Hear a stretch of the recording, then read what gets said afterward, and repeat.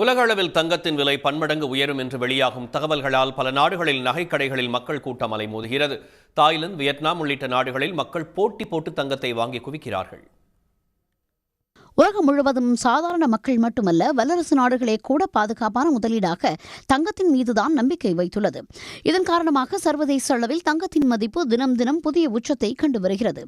மதிப்புமிகு மஞ்சள் உலோகத்தின் விலை வரும் வாரங்களில் பன்மடங்கு உயர வாய்ப்புள்ளதாக பொருளாதார நிபுணர்களும் வர்த்தகர்களும் கூறும் நிலையில் தங்கத்தை வாங்கி குவிக்கும் போக்கு பல நாடுகளில் அதிகரித்துள்ளது. வியட்நாமில் அடைகளை மொய்க்கும் தேனீக்களைப் போல மக்கள் நகை கடைகளை வியாபித்துள்ளனர். தங்கத்தை வாங்குவதற்கு நூற்றுக்கணக்கானோர் மணிக்கணக்கில் வரிசையில் நிற்கின்றனர்.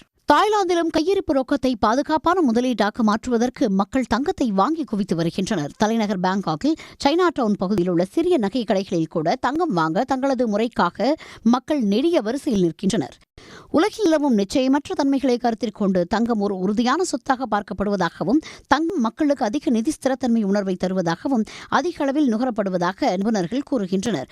இருப்பினும் மக்கள் தங்கத்தை தீவிரமாக வாங்கினால் உலக அளவில் அதன் தேவை அதிகரித்து தங்கம் விலை மேலும் உயர வாய்ப்புள்ளதாகவும் அவர்கள் எச்சரிக்கின்றனர். உடனுக்குடன் செய்திகளை தெரிந்து கொள்ள சன் நியூஸ் பெல் ஐகானை கிளிக் பண்ணுங்க.